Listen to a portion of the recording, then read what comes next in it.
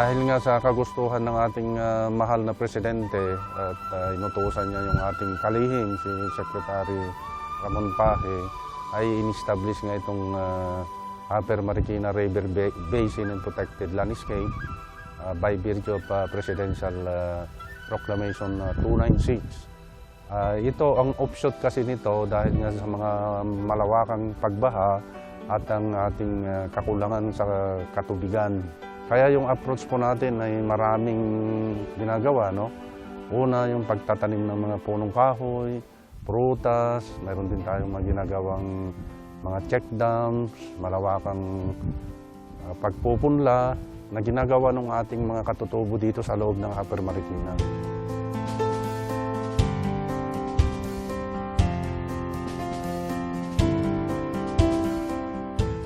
Nakikita ko yung makatulong rin kami sa mga tao rito at saka tao rin sa baba.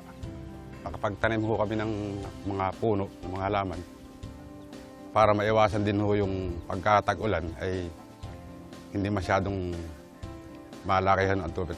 Maiiwasan ho yung mga landslide.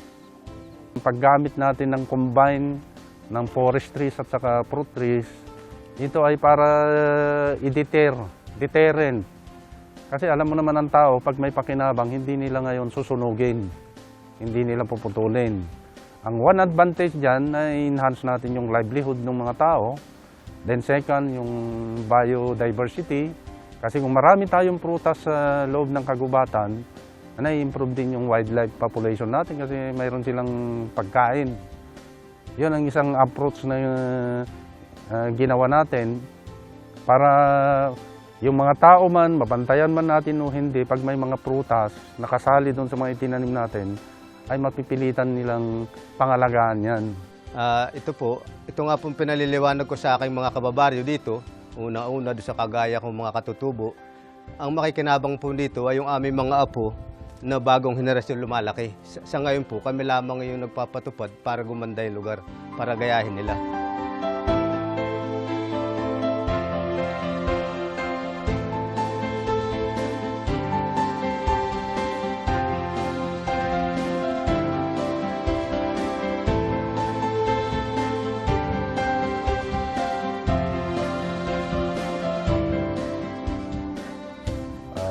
Ngayon, dahil nga doon sa ginawa natin na malawakang pagpoprotekta, yung pagkawalan nila ng hanap buhay, ay itinoon naman nila ang suporta nila sa programa ng DENR. Malaki pong tulong sa amin yun kasi dati wala kaming mga trabaho dito, mag-uling, mag-minings. Malaki po ang naitulong sa amin ng gobyerno sa proyektong ito, at saka malaki rin po ang pakinabang ng buong sambayanan natin dito. Dati po kaming mamimili ng uling, pero po nung inilabas yung ganito pong programa, dito na lang po namin binuhos yung pansin namin sa pagpupunla. Dito po yung aming kinabubuhay ngayon.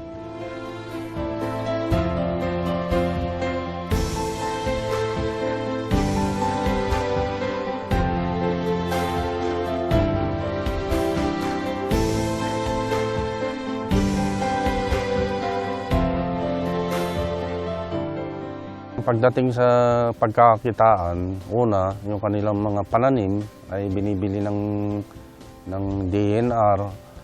Tapos yung actual na planting activity ay nasa kanila rin. Mayroon din silang kinikita. At saka yung ating suporta sa maintenance, sila rin ang kumikita kasi sila rin ang gumagawa.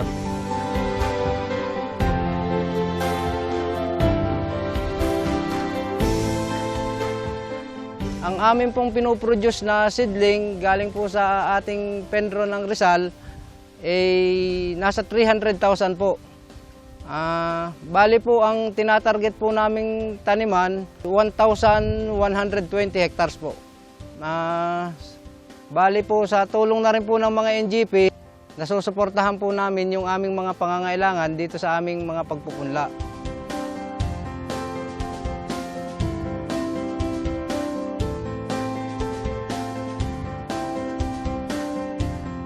Ang problema talaga pagdating sa mga malawakang pagtatanim ay yung pagdadala ng mga pananim kasi Maliban sa nursery, malapit man siya sa planting site, ay balabundukin yan, matatarik na lugar. Ngayon, kung hahawakan lang nung magtatanim yung mga pananim, ay karamihan nito ay nasisira, nabubunot. Kaya naka-invento ako, nag-innovate ako, ang ginamit natin ay ito yung rarong, yung rattan seedling carrier na napakaganda, napakalaking tulong. Kasi pag tao lang magbibitbit, ay nakakabitbit lang ito ng 4, 6 hanggang 10. Depende sa laki ng plastic bag. Pero itong rarong, nakakadala siya ng mga 20 to 30 hanggang 40 seedlings. At napaka-gaan para sa kanila kasi ito ay parang isang backpack na convenient sa pagdadala sa ating matatarik na kabundukan.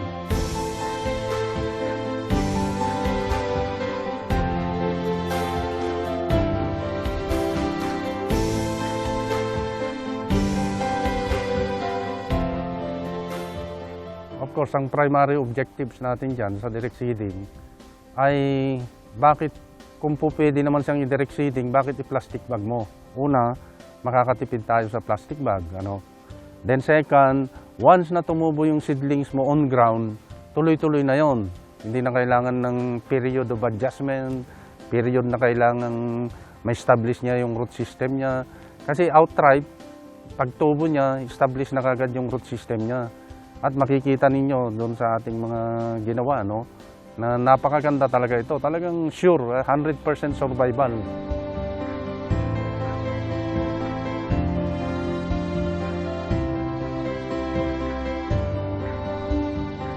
Kung nakikita ninyo, yung isa sa mga malawakan ding ginagawa ay ito yung paglalagay ng mga check dams natin, silt pond, small water impounding dam, water system.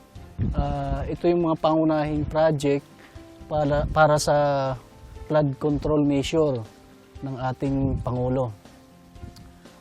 Ito pong purpose nito para ma-break yung velocity ng tubig at saka ma-impound yung tubig para hindi siya didiretso kaagad sa mga lowland areas. Kasi ito pong dam na ito, marami po ito. Hindi lang isa, kundi pag bulusok po ng tubig, babangga sa isang dam. Aahon po naman ang tubig, pag lumakas na siya, babangga naman po uli sa isang dam. Bago makarating sa baba, mahina na po yung agos ng tubig. Tapos po, ito ay, ang mga benefits nito, ito po ang mga community dito, pwede pong gamitin yung tubig para sa mga irrigation, para sa kanilang mga pananim, gulay, at saka mga palay.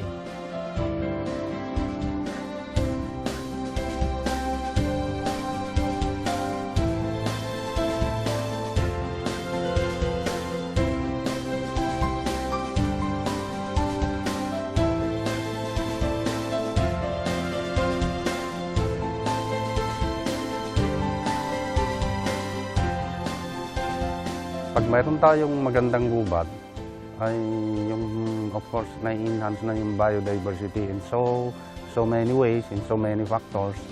And biodiversity, hindi lang yung may improve natin yung ecosystem, may improve din natin yung wildlife population.